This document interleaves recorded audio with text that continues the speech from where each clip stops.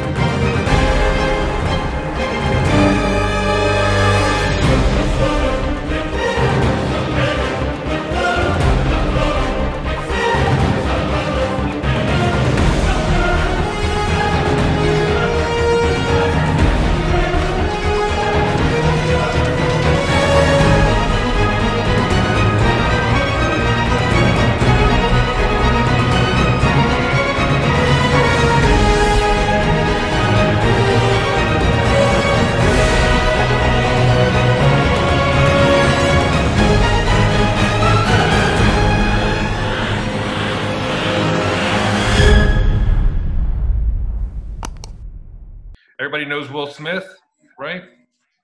There he is. You got John Waltz over there. There he is. There's John.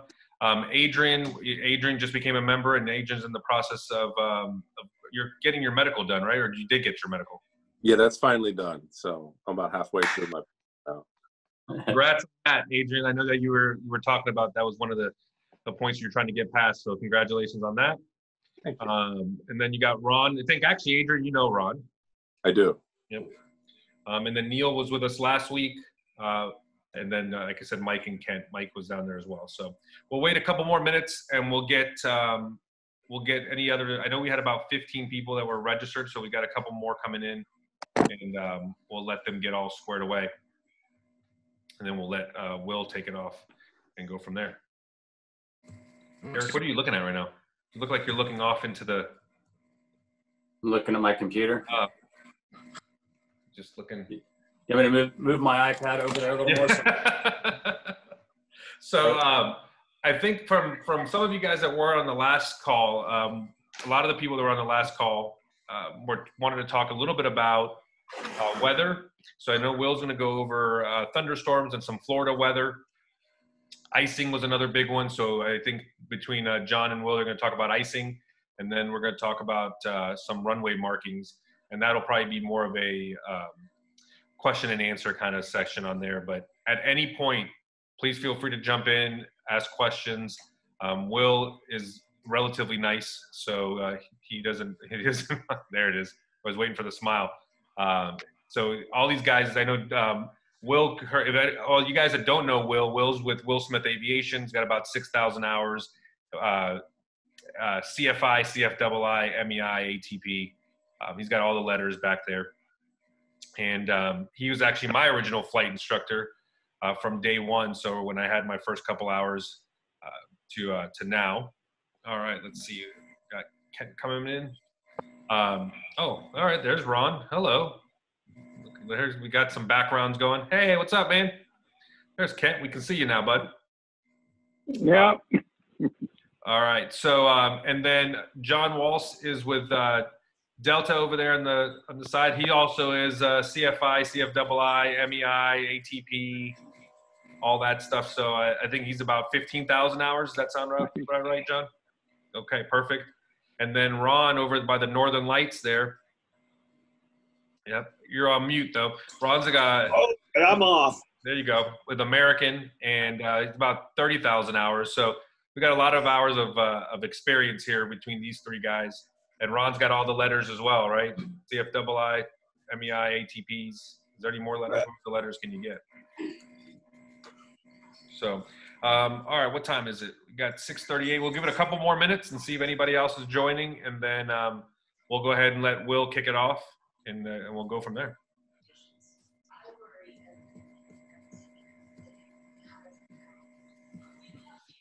I like Will's background. I saw his background there, and that's what enticed me to get the. Well, I try to do it, and it doesn't seem to work for me. I have to get a green screen. Looks a little ghosty. All right. Yeah. How do you do it? Do you have to have a? Go to the video section, and it'll say virtual background.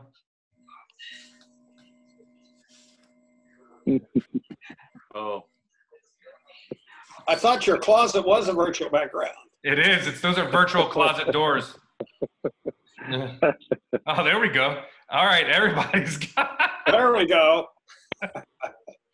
Oh, far out. So how do we see everybody else's screen? Can you not see everybody? I can see each person that comes up individually. Like I was when you're seeing you, talking? then I just saw Ron. So there should be a link for gallery view, but what it does is whenever anybody talks, are you on your phone? I am. Yep. So when anybody talks, it brings up the person that's talking. So if Will starts talking, Oh, okay. that was your cue, Will, to start talking. Oh, is it? Okay. All right, so we'll start this thing off and talk about thunderstorms. Oh, no, we're just testing his thing. Hold on. Oh, okay. Back it down there. Yeah. Ready. We'll just give it a couple minutes. Hey, Eric. We'll Yeah. keep moving. Eric, do Fantasy Fest. make that background. Is that the Bahamas background? No, I'm sitting on the little porch thing over on Beer Can Island. Oh. All right. Cool. Yeah, let's see. Yep, it works, John. Good job. So at any point, like I said, you guys have any questions, feel free to jump in, and I guess we'll go ahead and get started, and as people come in, we'll let them filter in, but we'll give it to Will Smith. All right. Living in Florida, we have thunderstorms every year, so I figured I'd talk a little bit about thunderstorms and some of the situations, like scenario-based training I like to do, because I like to express what I've experienced, and so other people know. One of the hardest things about weather is predicting it. It's the only job I know that you can be 50% wrong all the time and still work. But prediction is hard to do.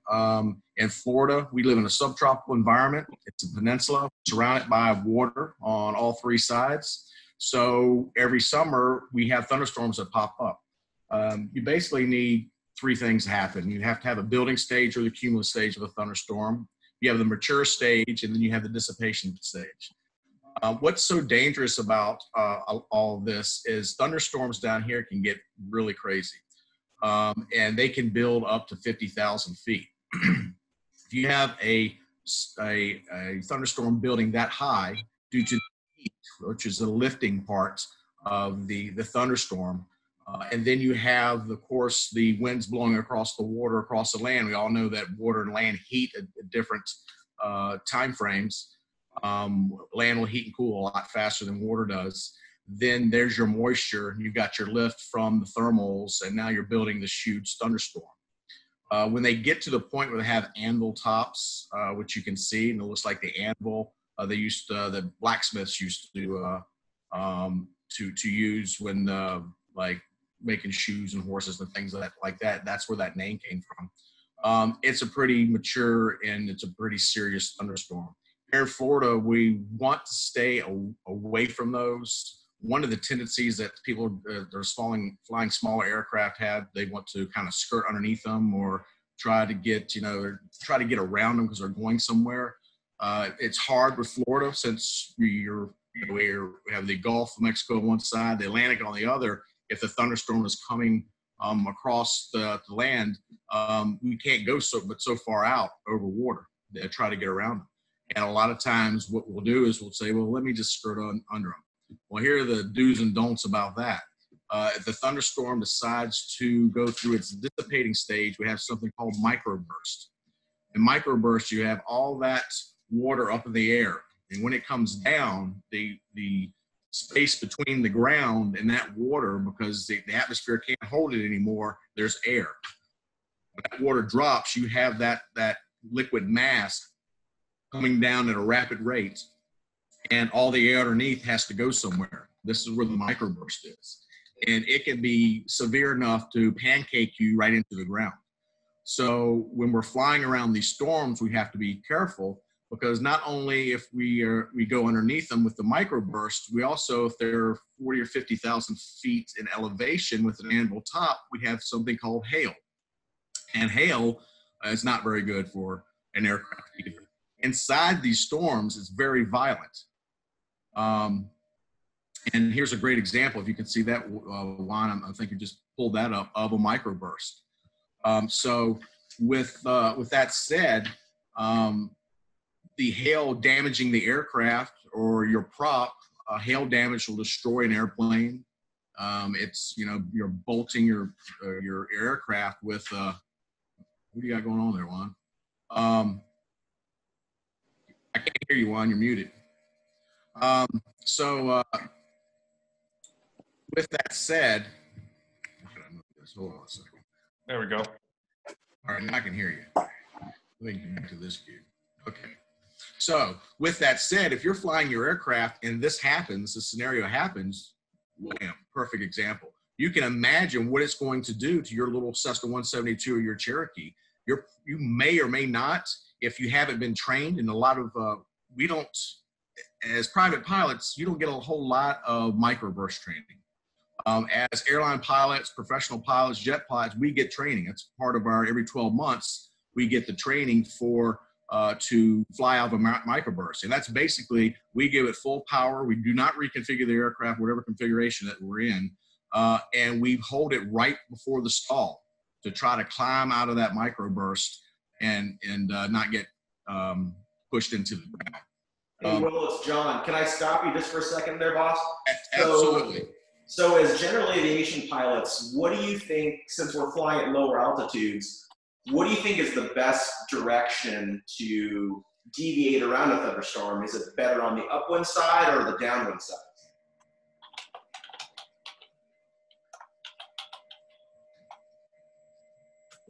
Over. Any volunteers? Yeah, I'll volunteer. Sure. Yeah, it's definitely the upwind side. Absolutely. Absolutely. Anyone know why?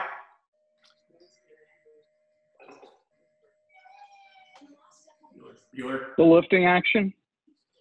Yeah, you know, and just in general, obviously, you know, on the upwind side, you're going to have the anvil, like what Will said, and that's for all the dangerous turbulence and or hail. So definitely what Ron attested to.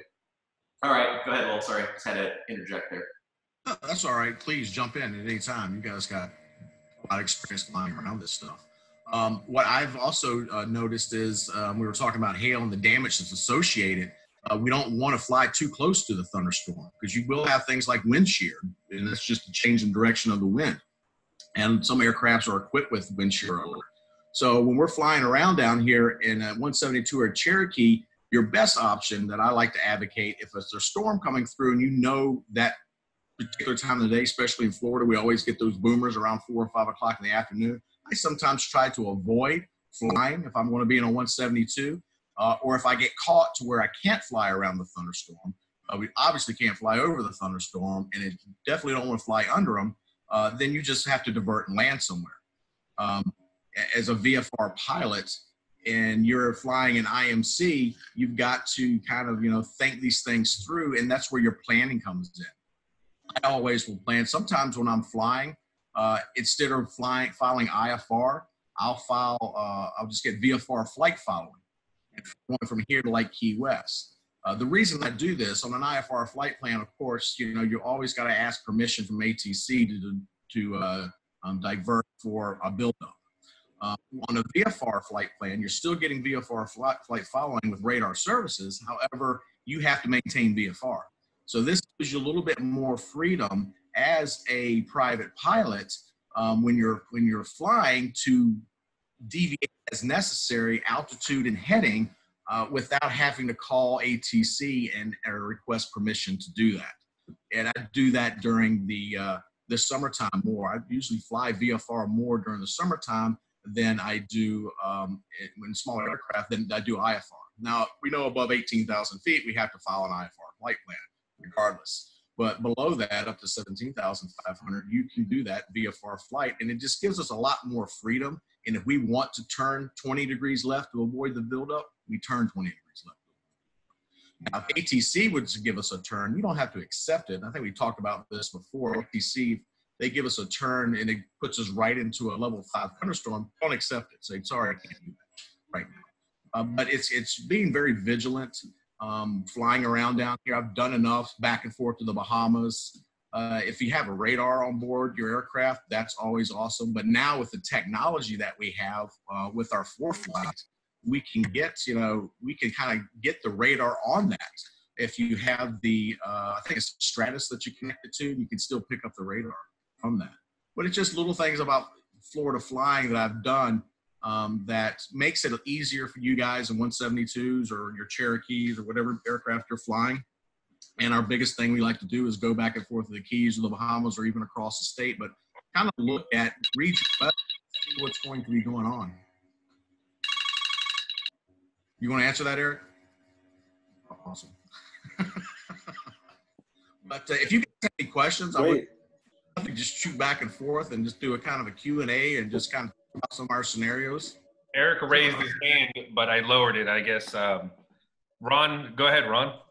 Oh, okay. Yeah, just one thing I might add. That you mentioned like having ForeFlight or something to use with a ADS-B, which I think most all aircraft have now, and particularly ADS-BM with the Stratus or if your Garmin or whatever supports that.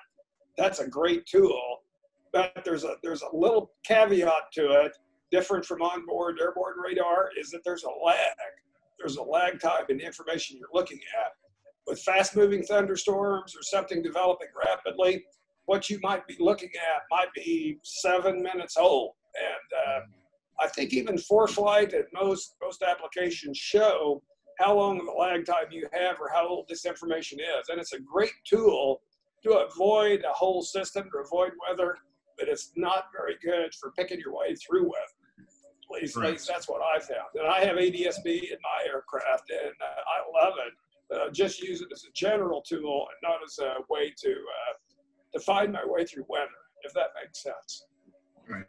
I agree. I think that's a great 2 cents there. Also, so I'll ask the group, what do you guys think is a good, mileage or distance to stay away from a thunderstorm in a small airplane? Do you think maybe 5 miles away if you're flying, 10 miles, 20 miles? What do you guys think? What's a good number that y'all can think of? I prefer 100. I mean, 100 miles in a small airplane. I mean, Yeah, I mean, I don't even want to look at it, but hey, sometimes you have to. Well, you're not in Florida anymore then. Yeah. Yeah. At least 20, right, John? What'd you think? That's a true statement. At least 20? I would say at least 20 for me, but, conservative is always the best answer in my opinion, but, I will tell you, when I first started flying around, I would not fly if there was any green on ForeFlight, right? And so if you saw anything, if there was green or maybe some yellows, and Eric knows because we talk about it, if there was any green or yellow on ForeFlight, I just wouldn't go, right? I'd go around it. So what I did, and we did it with Will a couple times as well, is at some point you got to see in the real world what's showing up on ForeFlight, because that green may be 10,000 feet. Might be VFR, you see something that's green on there. So I've flown and you're under, or I've seen the front line where you can see it's yellow and red. You can go, all right, I can see it on ForeFlight and I can see it right out the window over there. So I've poked in, and I think Eric and I have even gone and go, look, we're in the green, what's green in ForeFlight right now, and it's a perfectly VFR flight. Or you start poking into the yellow and you can kind of start seeing what the real world experience is versus what you see on ForeFlight. Because I'll tell you, if it wasn't severe clear VFR, when I first got my license, I wasn't going. I think that helped out. Of course, next question comes up, is that a thunderstorm or is that a rain shower? Just a rain shower. How do you tell if it's actually safe? Can I fly through that rain or can I not fly through that? That's a good question. Are you asking that as a question?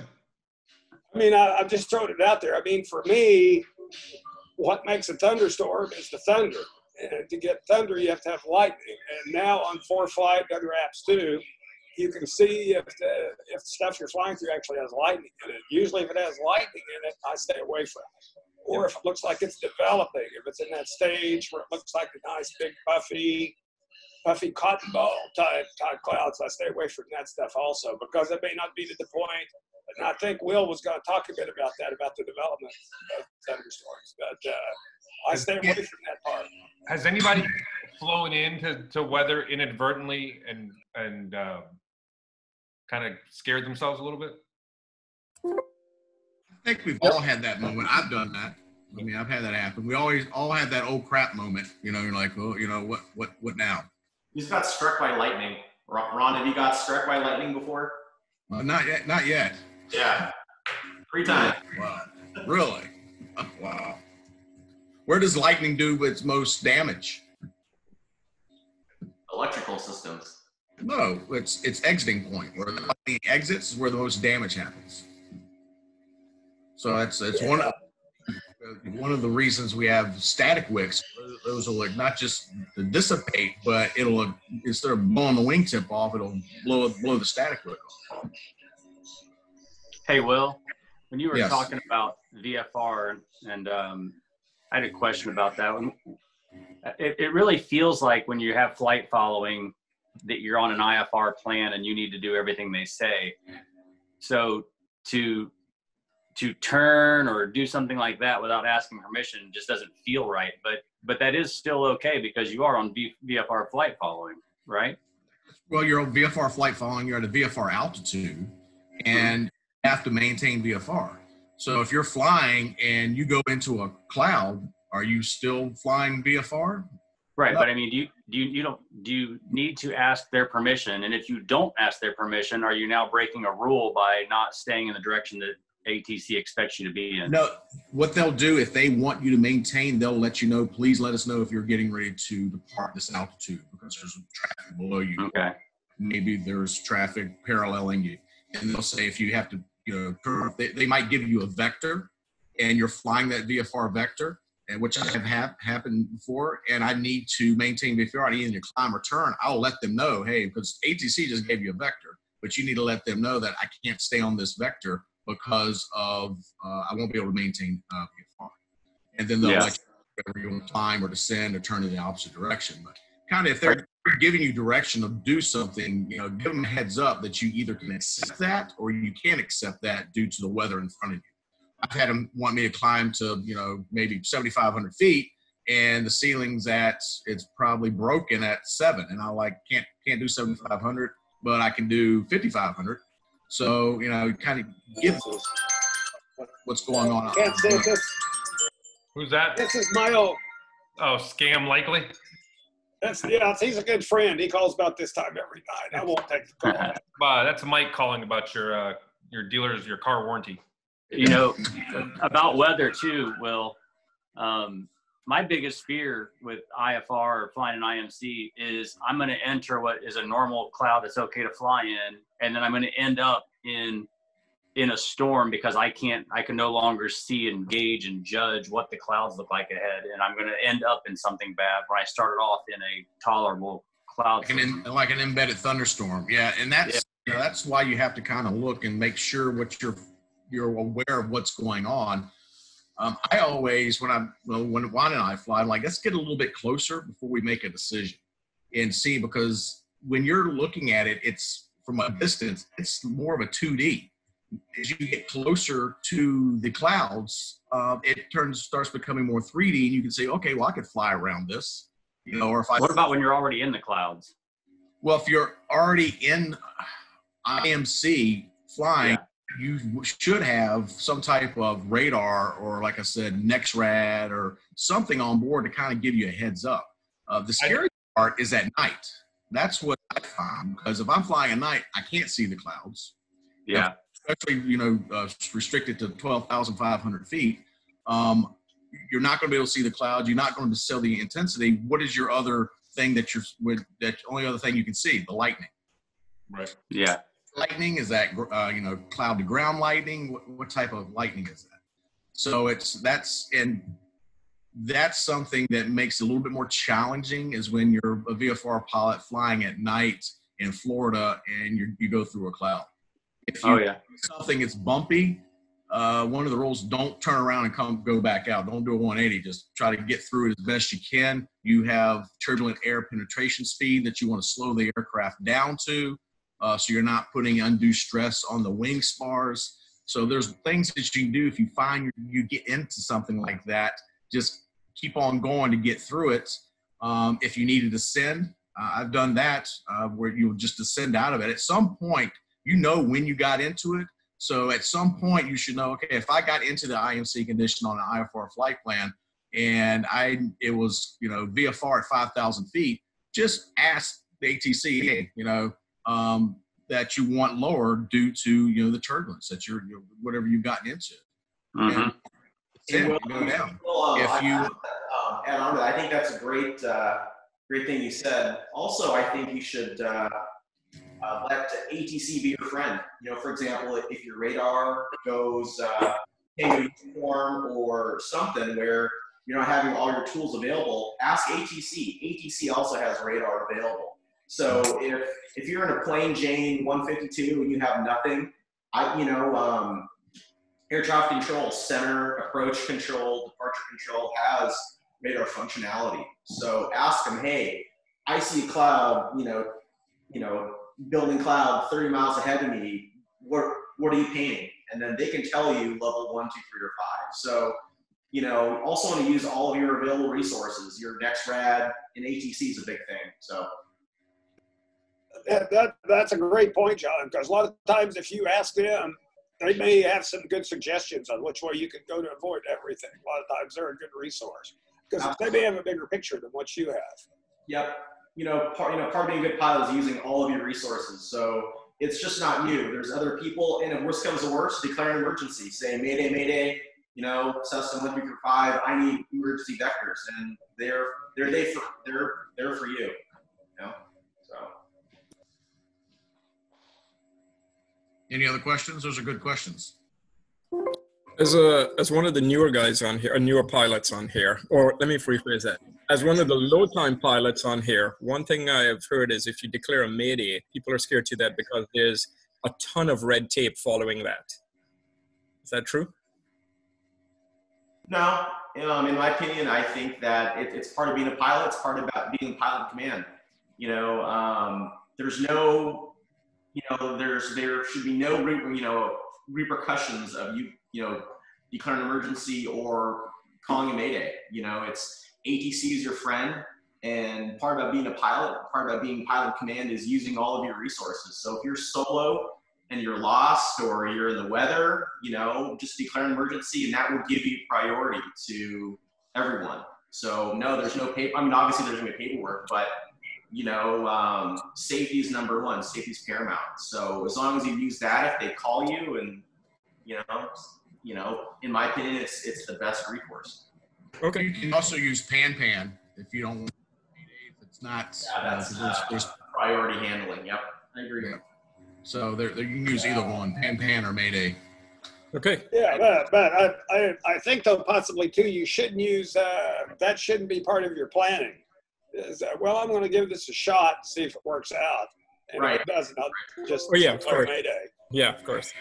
Yeah, so because there's definitely got to be the question is how did you get yourself in that position to begin with? So, and I think from kind of what Will and John alluded to earlier, is always leave yourself a plan B. Don't always have, let's see, there's plan A. If that doesn't work, there's Mayday. So, for my whole flying career, I've always had some type of plan B available. Oh, if this doesn't work out, I'll do that. Even if you have to turn around and go back. If you're approaching a weather system, you don't think you can get through it, it's moving your direction, stop and land, wait for it to move through, and continue on. There's lots of options, but I try to always have a plan B of some type. And then, of course, like John said, if push comes to shove, you could always use the pilot command emergency authority to get what you need. Joe, we got one coming in. Joe Harris just joined us. Hey, Joe. But yeah, so when you're doing this, aviation's about PIC decisions. You're on command. You are the ultimate responsible person for that aircraft. Every decision that you make needs to be the correct one, and don't put yourself in a bad a bad situation. If you get that gut feeling that something doesn't feel right, it probably, you need to go with that gut feeling. And I've had to land. I remember flying, from here to Alabama, and I had to land in Georgia while a storm blew over. I was in a barren. I couldn't go around it. I couldn't go under it. I definitely couldn't go over it. So I just landed in a little airport in Georgia, let the storm blow through, took back off, and then I finally got to Alabama. So it's okay to have to divert to land the aircraft, because you don't get do-overs in aviation if you make a tragic mistake. And keep that in the back of your head. The fear is there. If you don't fear when you're flying, that's what kind of really controls you and helps you to not make bad decisions. I always tell my students to go with their gut feeling. If they don't feel comfortable, if it's below their personal minimums, then don't do it. Don't put yourself in the situation where you're going to regret it and scare the crap out of yourself or other people on board the aircraft. And pick the time of day. The thunderstorms come through at 4 or 5 o'clock in the afternoon. Don't depart. When the thunderstorms during the summertime in Florida, that's when because it's like you can set your watch by the weather in Florida between 4 and 5 o'clock. So it's just kind of one of those things. You got to use some common sense too when you're doing this, and look at the front. See if there's a cold front coming through. If you notice a cold front's coming through, well, you probably don't want to take off right when that cold front's pushing through, because there's going to be frontal gust and wind shear and all kinds of scary stuff out there. So common sense is something that you need to apply when flying out here during the thunderstorms. Does anybody have any questions for Will before we regarding? I have a comment. So that kind of explains my situation right now, because when I learned to fly, which actually started in 1989, I used to sneak out in the morning and go fly real early in the morning before college. And I flew in perfect weather. It was always smooth. It was always perfectly clear. And when I got my license and started flying, I realized, wow, I'm actually scared of flying typical Miami weather. And so that's something I never really overcame. I did my instrument rating several years later, thinking it'll help me feel safe, but I'm still scared to go into those conditions. And I've never actually flown in instrument conditions, other than, under the hood I have, but not in actual instrument conditions. So I think part of my issue is this: I don't have experience, and I'm kind of confused as to what should I go fly in to develop this experience now. Well, I wouldn't go the first time in it by yourself. Of course. Fear, the fear, number one, blocks your ability to make good decisions. But if you're with an instructor, Juan and I gone up and flown into weather before.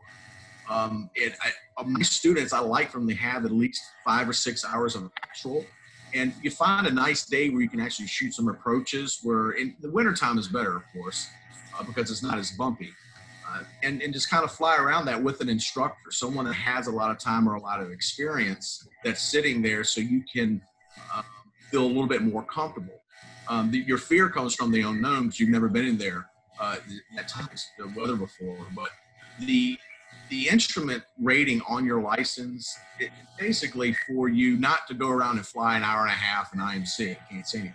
It's to get you from a VFR condition to the runway. So the airline pilots, we fly above the weather all the time. We're using our instruments and our instrumentation more so if we're going into an airport with weather. And it could be low visibility, low ceiling, to get the plane on the ground. And that's pretty much the only time we're in IMC. Being a private pilot, it's a little bit different, because most of the weather is going on where you're flying around. So it's one of those things that if you don't have any actual time, get with an instructor or another experienced pilot and just kind of go out there and, and dip your toe in it. You've got to build up those comfort levels. And of course, I always talk about personal minimums. If the weather is, 3,000 foot and that's what you're comfortable with, and 5 miles visibility, if that's your minimum, then stick with that. Because the more experience you gain, the more confidence you're going to have in your piloting skills, and your minimums are going to go maybe down to 3 miles and 2,000 foot. But you have to start somewhere. So I would start with another experienced instrument pilot. Neil, are you still in Miami? No, I'm in Orlando. You're in Orlando? All right, great. Yeah, I think, the first, and I think I said it last week, but there's definitely a big difference between flying an actual IMC and flying in a perfectly clear day with a hood on. And I'll tell you, my first stage check when I was doing my instrument, I thought I had everything locked in. And we went in with one of the instructors, and it was a day that was going to be actual IMC. So I was excited about that too. I was like, I'm going to show him. It was actually the chief pilot that I was going with to do my stage check. We flew in. I'm all set up. I got the hood on, and actually he told me to take it off because we were about to go into actual IMC. And it's a whole different feeling when you actually sink into the cloud, and all of a sudden you just watch the sun go away, and it just zoom. It's dark, and we were bumpy.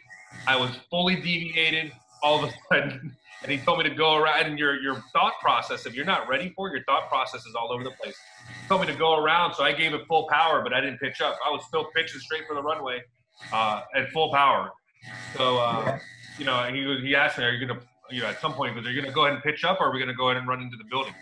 So I came out of that thing all flustered, and I'm like, holy crap, it was totally different. And it wasn't even a full bumpy day, but it's definitely find an instructor, go out, get some actual time, because it's different using the hood and actually having clouds around you. So, Right, yeah. And that's kind of the plan I have right now. I hadn't flown for 17 years. I picked it up a couple of years ago, an instructor. He signed me off for my VFR, but I still was uncomfortable. So we're kind of slowly working on my IPC. It's more experience right now. So. Or take someone that, and even if it's not an instructor, take someone else that can fly with you and at least go fly around so you're just getting a little bit more comfortable. Yep. Awesome, thanks. Good question. Anybody else have any questions regarding thunderstorms, Florida weather? We're all Florida pilots, right? Yep, okay, good. Don't all answer at once, but I want to just say yes. Do we want to move on to icing, or you got anything else, Will, on weather? No, we can move on. That icing's part of weather, so we'll just kind of share it, with everybody and their different scenario-based, what they've seen.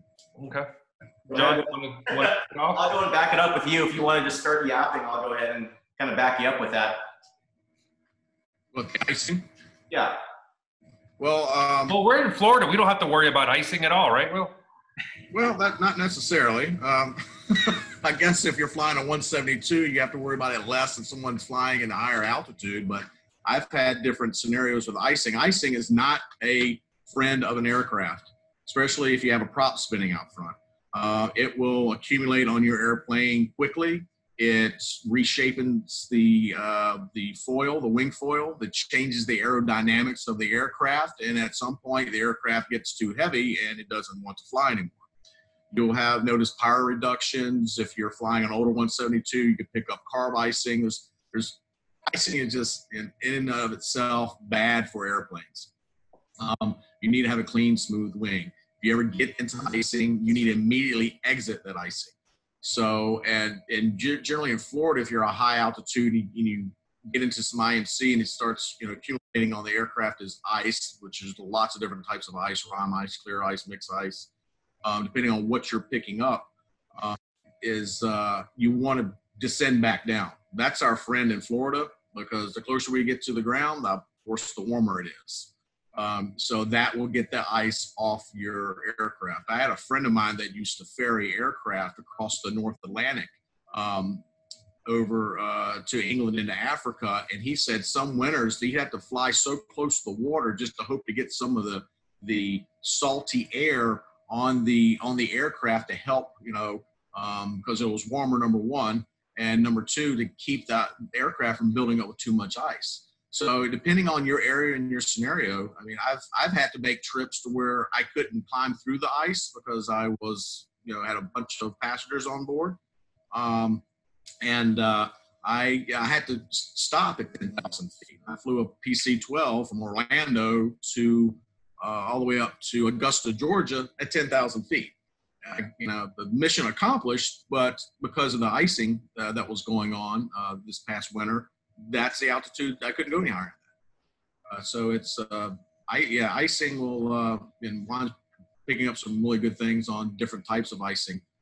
But with you guys, 172 pilots, you know, you're flying your Cherokee, number one, you don't have de-icing equipment on that aircraft. And number two, you should not fly into, you're not, you know, the aircraft is not certified to fly into known icing. So it's one of those things that with the aircraft that you guys are flying, if you inadvertently encounter it, exit immediately from it. I agree. Hey, Juan, you stole my screenshot, man. Oh, is it yours? No, it's all good, man. No worries. I'm trying to be a good co-pilot. Sorry. That is spot on. I think even though we are Florida-based pilots, I think it's imperative that even though we're based in Florida, I think that we need to know about icing, you know, in case we do get an IMC or accidental IMC. As his screenshot is on there. It looks like there's 3 types of icing. One, you mind scrolling down. There's clear ice, mixed ice, and rime ice. In my opinion, you know, it's basically based off the OAT, which is the outside air temperature. So pretty much whenever your super cooled wing hits that moisture, that's what type of ice is going to form on your wing. So if you look, rime ice goes from -15 to 20 Celsius, mixed ice 10. So if you're flying along, you know, just kind of look at your outside air temperature, you know, look at your wing, you know. Obviously what Will said, the first thing you want to do in case that you do get inadvertent ice is carb heat is a big thing. Turn on your carb heat, you know, number one. Number two, descend or climb based on, you know, usually it's, I would say about 90% of the time is always descending to a higher or to a higher temperature, and that'll usually shut off the ice. So in case, obviously in an inversion, you'll climb, but 90% of the time you're going to descend, and you'll probably shed that ice pretty quick. Ron, anything that you want to add to that? Yeah, just something I might add that, of course, here in Florida, we're almost always going to have, you can descend to get out of ice. If you fly up north, that might not be an option because the temperature might be freezing on the ground. So if the temperature is 32 degrees Celsius, 32 Fahrenheit, 0 Celsius on the ground, you don't have an out to descend. So I've, in the years past, I've caught myself a couple of times cruising VFR on top. Of course, up in the clear sky, there's no ice up there. As soon as you get to the airport, kind of like Omaha, Nebraska, used to years ago, every Friday, I had a charter trip I took to Omaha. Okay, well, lots of times I'd take off down southern Missouri where it was much warmer. I could get VFR on top, but then once I got to Omaha, I'm still VFR on top, but they might be IFR, you know, 301, 300 overcast, 1 mile visibility, and with a temperature of 28 degrees. So I just assume that anytime there's clouds, there's ice. It may not be that way, but I just assume that. So that way I don't have to worry about it. So typically when they want to vector you for an approach, they will vector you like 3,000 feet above the ground or so, whatever the elevation is. They vector you for the approach. Okay, at that point, all that time you're flying through these clouds and you're building up ice. So kind of early on, I learned to avoid ice. It's all about exposure. The minimum amount of time you can spend in the clouds, less ice you're going to pick up.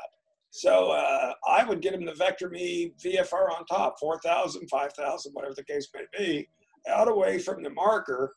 Then once I picked up the localizer, for you guys that are instrument rated, once I picked up the localizer, I would dive like a banshee down to the initial approach altitude, pick up the glide slope and fly in and get almost no ice at all.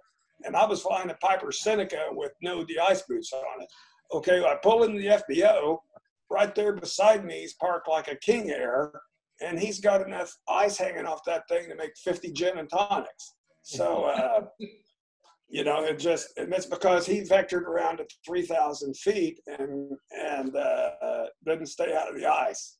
That's my first take. The second take, is once your VFR on top, once you descend into the clouds, the temperature almost always drops between 3 and say 7 degrees Celsius. So if you're cruising VFR on top, just above the clouds, okay, and you look at your outside air temperature and say it's +3, so you think, oh good, I'm going to descend. So as I descend, I'm going to get in warmer air. There's not going to be any ice. The minute you hit those cloud tops, just because of evaporation and the loss of energy out of the top of the clouds, the temperature always drops. So you're going to see like a temperature in the cloud tops. If it's +3 above, it's probably going to be -3, -4 degrees in the cloud tops. That's a bad thing, because now you're all of a sudden below freezing. Then add to that, where you pick up the most moisture, particularly in stratiform clouds, is in the cloud and is in the top of the clouds. You're always getting a lot of moisture there. So you can pick up a lot of ice real quick. So Right. I've always made it a point, even in a jet, to descend through that area as quick as I can and get out of that icing condition. But yeah, that's all I've got to say about that.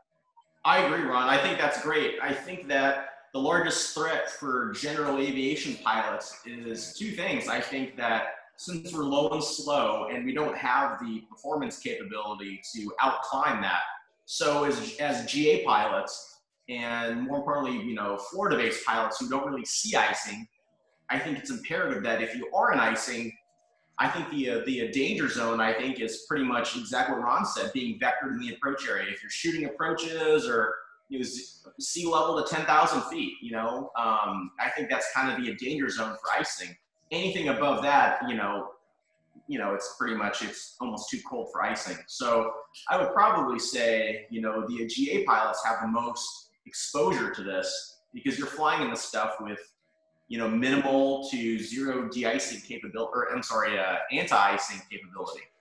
So, you know, if you do get into icing, I think obviously, like Ron said, just get the heck out of there quick.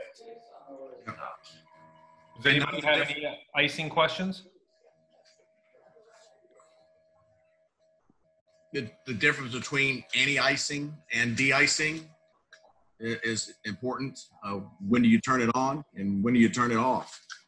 If you have that equipment on your aircraft. So your pitot heat and your prop heat, this is a question for you GA guys out there. Do you think that's anti-icing or de-icing? I think that's de-icing.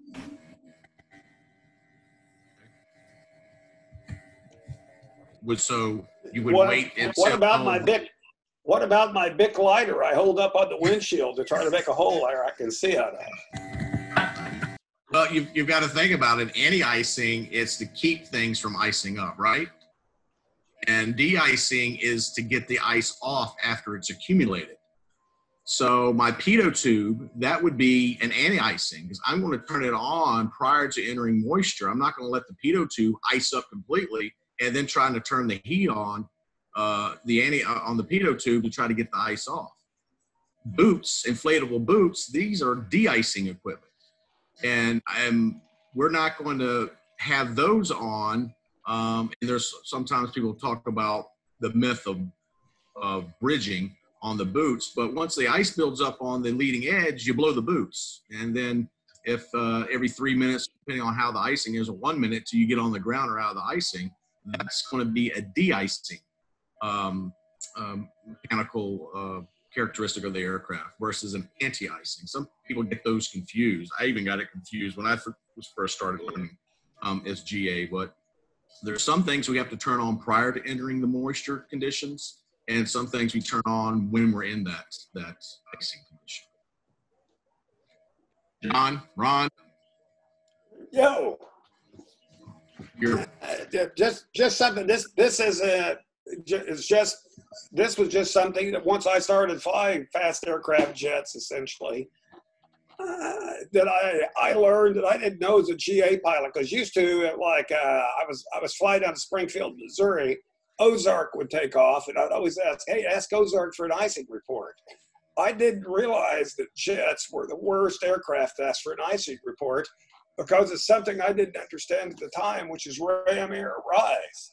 Because the faster you go, just like the friction of rubbing your hands together, that leading edge of that wing passing through the airstream heats it up. And even though I might be picking up ice at my Cherokee, that jet is not going to feel a thing because he's accelerating at 250 knots and there's outside air temperature might be -4, which is perfect to pick up ice. At the leading edge of his wing, because of ram air rise, or total air temperature they call it, the leading edge of his wing temperature might be 10 degrees Celsius above freezing. So he's obviously not going to have any ice. So Ozark would take off. They'd say negative ice. I think, okay, good, I'll take off. Now I get a whole friggin' load of ice on my airplane. I'm like, those lying, won't finish. Those lying guys that, you know, they just said there's no ice and I got a lot, but I didn't realize that was a thing. So just in case some of you guys go fly up north and you're looking for a pilot report from another aircraft, jets are not a good, they're not a good choice to find out if there's ice or not. Actually, you know, in the jets I found, which have been a lot, I have only had to wing any ice on, maybe. I bet I can count on one hand the times I've turned the wing any ice on because it's just not needed. The outside air temperature, the total air temperature with that friction of the air passing over the wing is always high enough. It's just not necessary. As a matter of fact, most modern aircraft, 767, the Airbus, there's not any de-ice on the tail. There's no de-ice on the wings, with the exception just in front of the ailerons. Most of it's not even de-ice because it's not necessary. You just don't need it. Anyhow, that's my 2 cents worth of that. I think that the moral of the story is here that as GA pilots, you know, we're more in the soup, I would say, than other realms of, you know, flying. So 0 to 10,000 feet, that's where all the icing really is. And obviously there's icing higher, but, you know, as GA pilots, I think it's good and paramount to know those types of icings. And what's also is good is to look at your outside air temperature. If you do get into icing, you know, descend or, you know, turn everything you have on, carb heat, pitot heat, you know, and get out of there quick. So. Has anybody besides Will, John, and Ron been in any type of icing before? No? No Stacy. No Joe, no Neil, no Mike. Nope. Are you drink? Nope. All right. Well, there we go. See, these guys are really good at staying out of the icing. See that? Yeah, I might add too that Fort Flight has a great tool. It's one of the sliders on the side where you can slide it up and down and see the freezing level at different places. So you can like do a quick take and see, well, could I expect to have icing through here? But it's one of the sliders on, I think, does most everybody use Fort Flight now? Is that a given? No. Not yet. Okay. Yeah, I mean, I use it. I love it. Well, at the airline, I've got Jepson Flight Deck Pro, but I prefer Fort Flight. I mean, it's got so much more information to it. Anyhow, I think I'm just people who don't use Fort Flight. I probably should. It's a great app. I'm like, it's super. But anyhow, it does have a sliding app to show you icing conditions or probable icing conditions, which I think is pretty cool. So guys, I actually posted a link under the chat. I'm not going to bore you with it. I was contemplating playing it for the group, but it's 3 minutes and 51 seconds long. And it's if you have any time, just pull up that YouTube video. It's on that chat, and it talks about airframe icing. And it has a really cool view of, you know, what happens to an aircraft when you get into icing conditions, and then what happens to it when it stalls. It shows it has the wing, and it has, you know, airflow strips, and it'll show you what happens when the airplane stalls. There's a camera inside with test pilots in it showing an airplane going through icing and actually stalling from it. So it's a really cool video. It's 3 minutes and 51 seconds long. Look at it. I can show it to you if you want, but I'm not going to bore you with it. It's 3 minutes long. And I actually, that was my teaching point in college that I had to do a report on. So again, really cool video, and it'll kind of scare you, and you know, it's like, oh crap, I shouldn't really be icing if I don't really have any anti-icing equipment. So just FYI. Awesome. All right. Are we good? I've got question real quick. As a real low hour pilot, still working on my private. So, you know, when we look at the winds and the temperatures aloft that we get from either the FAA website or what we pull up on ForeFlight, based on you guys' experience, how accurate are those with regard to wind and with regard to temperature to know whether we would have an inversion and we would need to climb versus descend to get out of the icing? That's a great question. In my opinion, the way that I teach my students is, you know, the first thing is ask the briefer or ForeFlight, whatever it's used now, is the freezing level. The freezing level is the primary key for that, right? So, you know, the standard lapse rate is 3 degrees per 1,000 feet. So that's what I teach my students, is that, you know, just go by the freezing level, and I would assume that any moisture above the freezing level is considered icing. So again, that's kind of a key player in that. I'm not sure how GA briefings are done now with freezing levels. Maybe like you guys can attest more to that, Will or Juan, or even Ron on that end. Everything through the ForeFlight app. These, you know, where these numbers, the accuracy, I think Kent was asking about this, it's taken from weather balloons that we send up on a daily basis where we get most of this information. I've noticed that the winds aloft are not always is true. They're probably off by a couple of knots, but the direction is pretty spot on. And the temperature, you know, I look at ice more than I look at the outside air temperature. So I know from a performance aspect if it's colder than normal or hotter than normal atmospheric temperature with that 2 degrees Celsius that John was talking about. So on the inversion part, well, that also has to do with if you have a cold front or a warm front, because we know colder air is heavier than warmer air. So it might be if you have a cold front coming through, it's going to be warmer up top versus if you have a warm front coming through. So you kind of look, and that's where that inversion will come from. So it's one of those things that I look at frontal passage, you know, and you guys are going 10 to 12,000 feet. So you kind of want to, those are a lot more accurate than the ones maybe up higher at the flight levels. But, hopefully that answers your question. They're pretty accurate. They're not too far off. Awesome. Hey, Kent, to answer your question here, I'm kind of old school. I don't use the ForeFlight, but aviationweather.gov, I'm going to go share my screen here. Oh, I guess, Juan, I can't share my screen. Can you give me access? I thought I did. Hold on. Let's see. Well, he's doing that, and that's a question. So, you know, if I print those off before I leave to go on a cross country or something like that, and I've got those written in paper, you know, I may not have connectivity when I'm up in the air.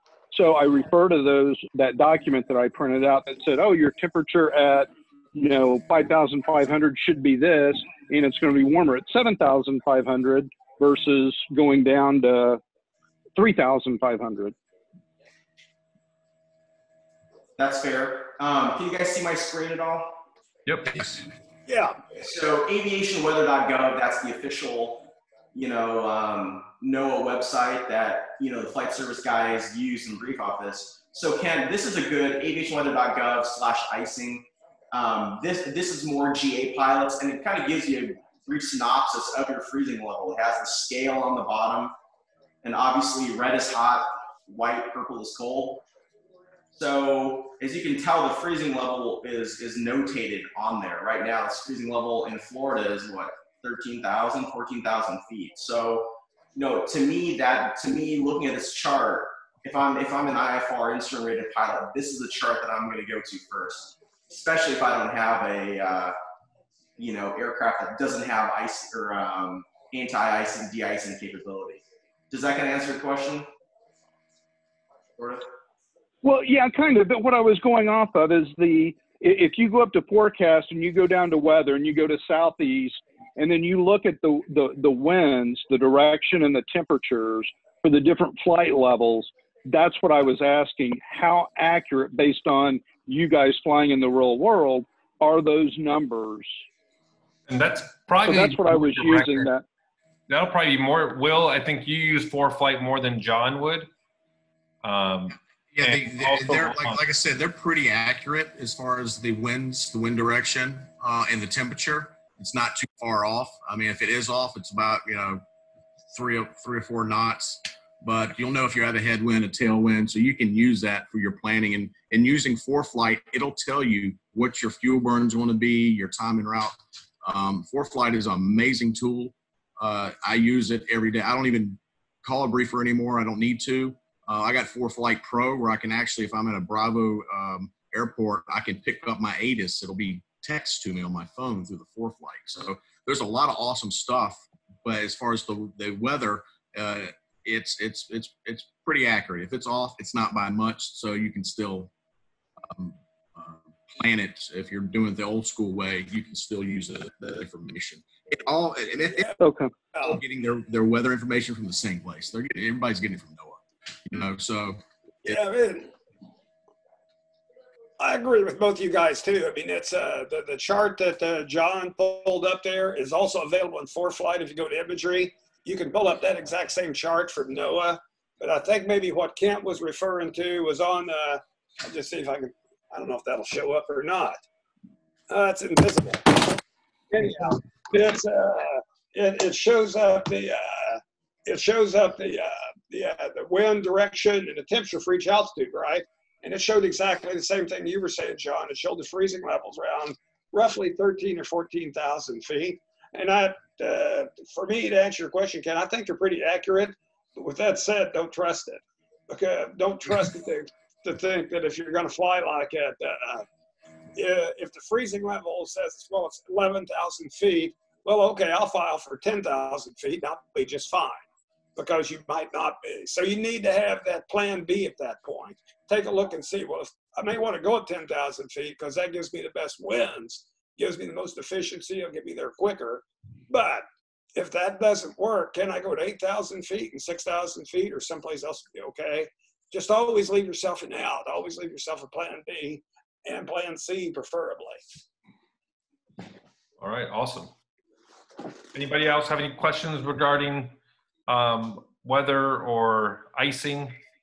Because we're gonna move on to some runway. I know someone was, Neil, were you talking about runway markings last week? No, I was the weather guy. I don't know what runway. All right, did we cover everything that you wanted? For now, yeah. What I'd like to see in the future at some point is probably a work of pulling up weather and an actual situation and making a decision based on it. Oh, nice. So, all right, we can. So actually, yeah, we can do that. Nice one. I like that one, Neil. Awesome. Someone had mentioned, I don't know if they're on here or not. Someone had mentioned airport runway runway markings. So we're gonna kind of just jump into that on a few ones. I think, Will, you can kind of touch on some of the important ones, but there's a million of them out there, of course. But we're talking an hour on that stuff. I'm going to share my screen, Will, and we'll talk about some runway markings. Come on, get off there. But it's all relevant to the airport that you're going to. So while you're doing that, Juan, if you're going into a Bravo, there's going to be a lot more markings around that you're not familiar with because you don't fly into Bravo a lot. Then let's say something like an executive airport like VDF, or if you even go like maybe Plant City. So depending on where you're going, this is a picture right here and they're spaced out approximately, I think, every 500 feet. So your touchdown zone, your aiming points, your 1,000-foot markers, and that's 500 feet from that is 1,500. And 500 feet before that is 500-foot markers on the runway. Not all airports have all these. Some airports just have the 20 as the runway, the identifying runway, and the center line and the sideline. Some don't have the 1,000-foot markers to shoot for. So that's where you get involved with the BDP. Will, are the solid ones always 1,000-foot markers? I want to say yes. It identifies that's your VDP point or where you want to land. Right. So those aiming point markers. So the figure 231, what Juan has up, that's a instrument procedure runway. So this is the mode. This is all the Class B big airports have. So for you to shoot a Cat 2, Cat 3 ILS, the runway and the aircraft have to be, designated and certified. So if you look over where it says 20 left, on the far you'll see those four bars there and 4 bars below. Those are actually runway width markings. So if there's 3 versus 4 versus 2, you can tell, and that's actually supposed to determine the width of the runway. If you look at the 3 strips over to the right of 20 left, that's 500 feet down the runway. And then the aiming point marking, or the airline pilots call the refrigerators, that's 1,000 feet down the runway. So if you fly your ILS down and center it all the way down, you're going to land right in that touchdown zone marking right there. So big aircraft use that as your 3-degree glide slope coming in. So if you fly your ILS all the way down and keep it centered, that's where you're going to hit. Right here? Yep. All right, let's move on through. Here's your aiming point again, right? You were saying that these will tell you the width of the runway, correct? That's correct. And here we go.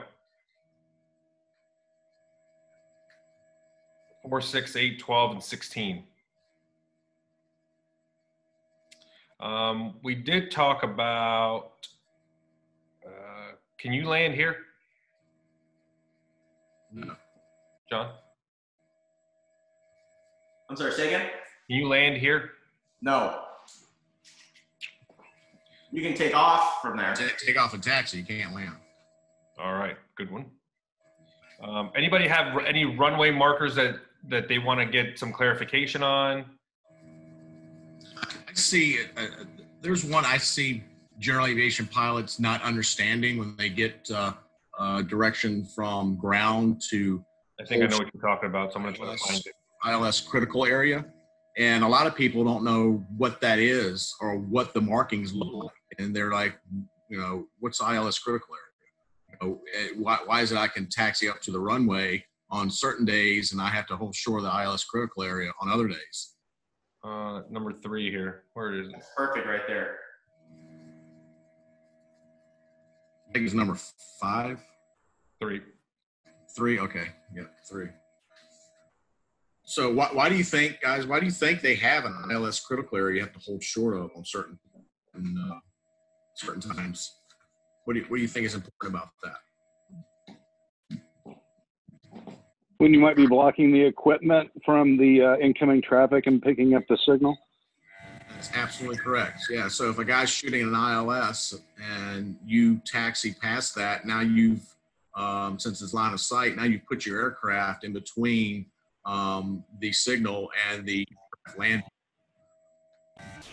Be disastrous with the aircraft coming in because, of course, if he loses, here's another good question. If he loses his glide slope or his localizer, what are you required to do? Go missed. Exactly. That costs a lot of money when you send a jet around. So that it's important when they say hold short of the ILS critical area that you don't taxi past that. To hold short. Now, on a VFR day, they're not going to tell you to do that. But on a real a IFR day or low IFR day where there's maybe a mile visibility or 2 miles visibility, that's when that usually.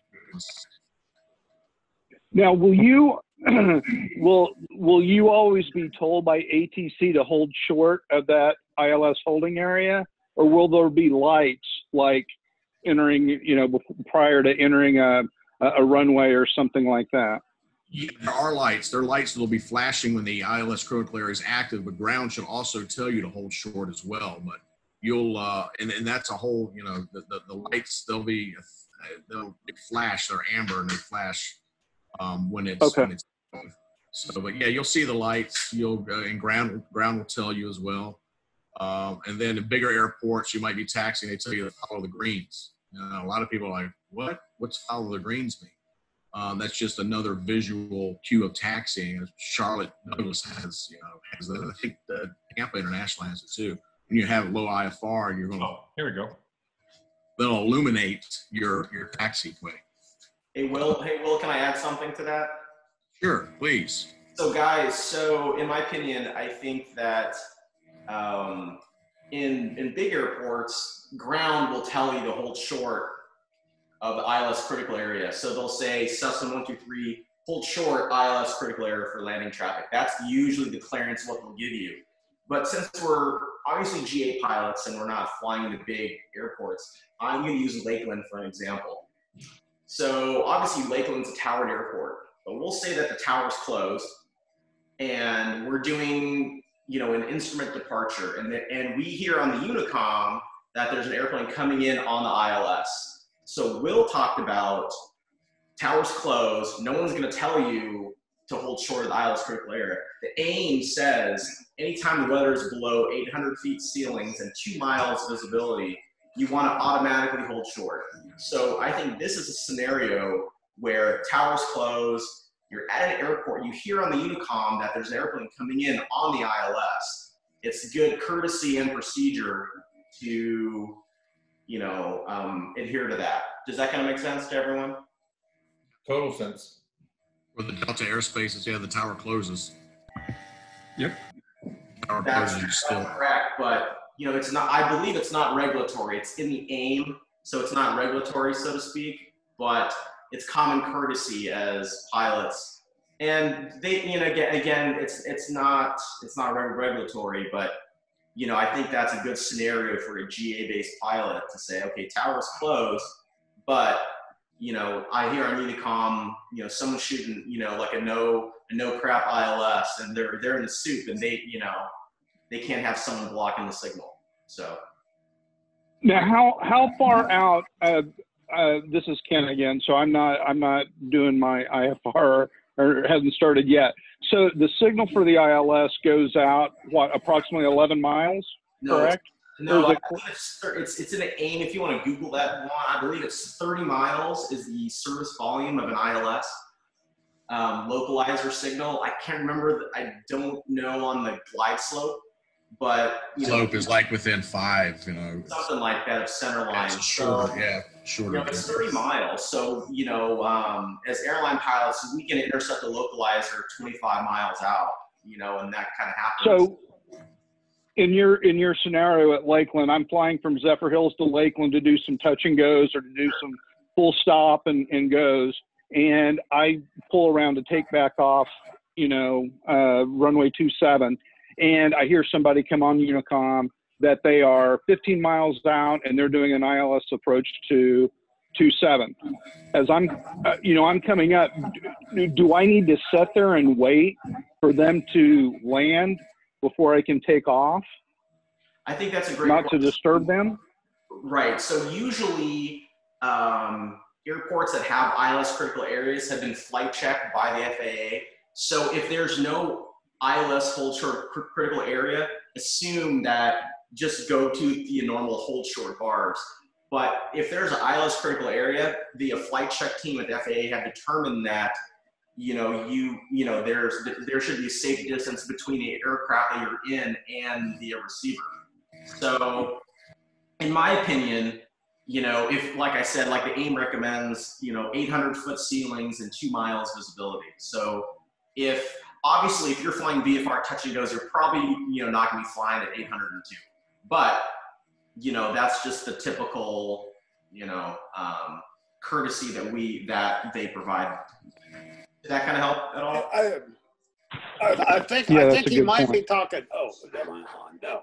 I think he might be talking about. Can you hear me? Yep, you're good. Okay. I think he might be talking about. Let's say the weather's clear and it's cav okay, and somebody calls like a airport. Say the tower's closed, like Lakeland, someplace 10-mile final. ILS runway 4 or whatever the runways are there. Okay, but you're VFR, you want to take off. Should you wait for that guy to finish his approach and land, or should you hold short and go ahead and take 10-mile off? The weather's clear. Yeah, you're on, the weather's VFR. And you're taking off VFR, yeah, but I think he was talking about, you know, if there's an ILS critical area, because that's what Will was talking about. If there is one, and if it's below mins, then yeah, go ahead and hold short. But if it's VFR, then yeah, I guess go ahead. Okay, there you go. That's what I was talking about or thinking about. If it's VFR, yeah, somebody just calling their position, yeah, go ahead and take off because it's not critical, which is what the wireless critical area is for when the weather's low. Minimums are low. You can always ask the other aircraft their position. Are you at the outer marker? Because I would usually, if I'm going into a non-controlled field, I'm giving several position reports. I'm over the outer marker. I'm at the, or I'm at the final approach fix. I'm on a 5-mile final, and I usually don't identify myself by my end number. I'll say like PC-12 or a Twin Cessna or Citation Jet, because now a jet is going to get from the final approach fix to the runway a lot faster than a 172 that's at the final approach fix to the runway. So, just giving an end number doesn't give the person on the ground enough information. So I'll announce the type of plane. I'll say you have a Platus on the 5-mile final, or you have a Citation on the 5-mile final, or there's a Falcon 50 on the 5-mile final. Kind of gives the people on the ground an idea, should I just wait, or do I have enough time to, get up and take off? That was perfect. Thanks, guys. All right. Awesome. Anybody have? I'll tell you one quick thing. When I first started flying, and I was I had a view. I didn't have my instrument rating yet, or started training for it, and I was flying at a Tampa Executive. The instrument guys would come in and they would call IRCI, which is the final approach fix over at. I had no idea what the hell they were talking about. They're at IRCI. I had no idea what that meant. Okay, great. You're at IRCI. So you might want to, kind of look at some of those ILS charts and just kind of see what the fixes are there. So when they do call, because they will call, and I think once I became an IFR operated pilot, I did the same thing. Instead of saying over Kidney Lake, I'd say IRCI. I don't know why. Maybe to show that you're an IFR pilot, I guess. But as a VFR guy, I had no idea what the hell where he was. It helped me in no way whatsoever. So it might help if it's an airport that you're flying out of a lot to find out what those fixes are, because you'll hear them on the radio. And if you're not calling, like I said, I'll call a 5-mile final. I agree with Will. I think once you're transitioning from that IFR to VFR environment, or you're simulcasting on both, I think it's good to use more of a nautical mile distance, in my opinion, like what Will said. Because most people, like you said, Juan, don't have no clue what IRCI is or banjo or whatever the fix is. Hey, so you're out of Lakeland, right? You're out of Lakeland? Yeah, no, I'm in Zephyr Hills. No, Stacy. You're at Lakeland, right? Oh. You're still muted. Yes or no? Are you at Lakeland? Yeah. Sorry. So I think like Lakeland has Airbus, I think, is one of their final approach fixes. Once again, when I was there, I had no idea what it was until I got my instrument rating. So it's always good to figure those out, even as VFR pilots. All right. Oh, look. Anybody have any questions or anything? Stacy, you don't have to sign language it to us if you have any questions. I have a quick comment. Or you can type them in if you want. I can't even unmute you. Yeah. Anybody have any questions at all? Neil, Mike, Joe? I just have a quick comment. Yeah. One thing I did not realize until recently is that even in VFR, I could file IFR and just get practice with procedural things. Something I should have been doing for the longest time. So when I get into IFR, I don't have to think about procedures now. It's less to deal with. It's funny that you said that. When Eric, who was on the call, but before he got his IFR rating, we were flying, and he said, I filed IFR for us, and we went, and he's like, man, they treat you guys so much better because we got priority for everything. We really don't have to wait for anything. So anytime I fly, I typically, unless we're literally putting around, I'll typically file IFR and go, even if it's a perfectly clear day. John, is there a good time not to file IFR? No, not really. I think, ATC is there for us. I think that, we should use them to your advantage. Exactly what you said. I think it's safer. I think everything's pretty much provided for you. So if you're instrumented, why not? And I think what I think it was Neil who said, or someone asked, when is a good time? I agree. I think if you're, have a new IFR rating or still rusty, I think practice in VMC conditions first before you hop in the suit. I think that's a good call. And listen, and you're right, Neil, exactly right. Because if you're already flying IFR and you don't have to worry, they're vectoring around all the restricted areas, and so that takes a little bit of workload off. And you're right, you don't have to get an IFR clearance and start trying to write that down as you're entering a cloud. Anybody else? Adrian? No, not to put you on the spot or anything. No questions? Mike? Stacy? We'll just, I know. I was muted. Sorry. Nope. You got any questions for us, Mike? It's all good. I learned a couple of really good things. I didn't put the video on because I've been working, but I've been listening on my earpiece. Awesome Stuff, right, man. Anybody doing any flying these days, or everybody been grounded because of this foolishness that's going on? I've flown a little bit. I haven't gotten to fly as much as I wanted to, unfortunately, but Me too. There you go, Stacy. Hi, Stacy's back. Welcome. I figured out how to unmute. Thank you, Neil.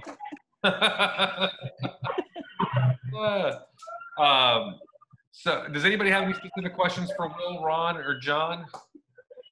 No, but I have a question for the group, or mainly, the new guys. What do you guys want to talk about? Because I think that we're here for you guys. So what do you want to talk about? I mean, for the next group. I mean, like, what do you guys want to, chat or have a discussion about? Because I mean, I'm here for you guys. So what do you guys want to chat about? Anything? Us providing topics. Once again, this is a safe environment, so it's not like asking a question on one of the I agree. Facebook groups. Anybody done that? I'll just comment generally. I'm slowly getting back into flying. I haven't flown in 6 months again, and I'm going to get back into it soon again. I'm just learning. So any bits and pieces of knowledge that I get anywhere, I'm just absorbing. So any topic's fine with me, really. You guys want to do flight planning or aircraft performance or anything like that? Someone shaking their head, yeah. Flight planning, like how to plan a flight from A to Z the right way. Listen, if you're gonna break out the E6B, I'm not doing it. Dude, E6B is way to go. He doesn't do foreflight. No, listen. Yeah, there it is. John will make it. Who wants to fly with me will take it old school, and I'll teach you the basics. Yeah. And then there you go, Ron. I'm sure I have an abacus somewhere. Yeah. Yeah, I mean, listen, you guys have, everybody has our email. Let me share real quick one more time.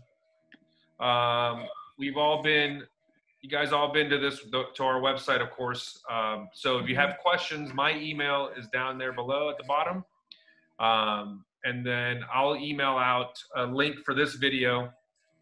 But if you have questions for next week, in the next couple of days or so, if you want to give us a heads up on what you want to talk about, we'll be happy to kind of put it in. Will, do you have anything in mind right now, or do you want to discuss that later? Well, little things that I know that people are, how to use the ForeFlight. A lot of people don't know how to utilize it completely.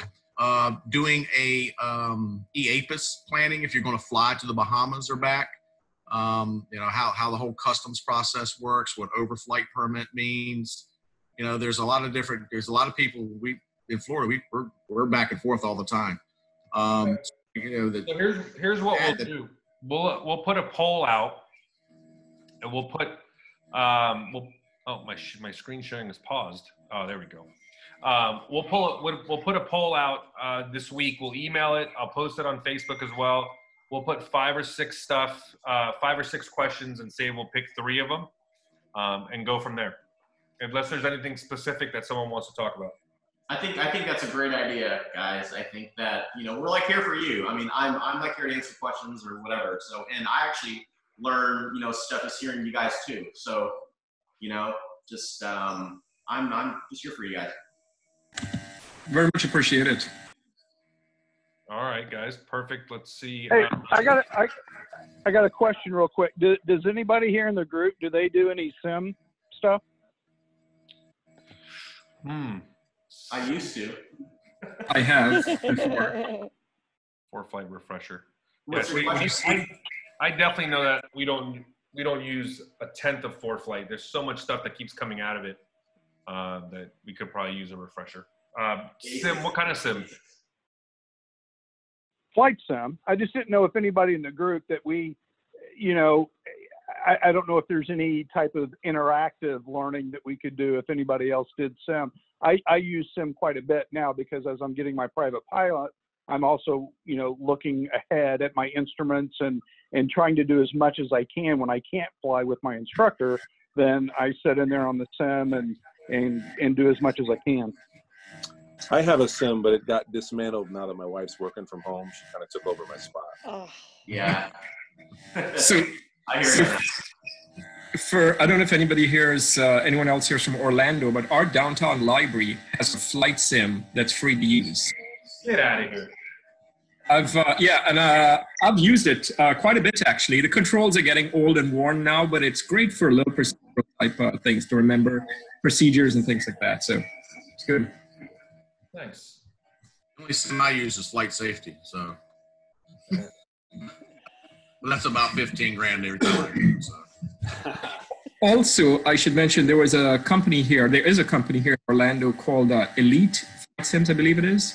And it used to allow me to go in there and use their sims. They were actual professional certified sims. They'd let me go in there and they would charge, just give me $20 for something. But I hear they no longer do that. But that's been great as well. Oh, nice. All right. So does this time and date typically does work for everybody? 6:30. Joe Harris, you're good with 6:30? I am. Everybody good with 6:30? All right, thumbs up from Joe. Thank you. All right. Well, great, guys.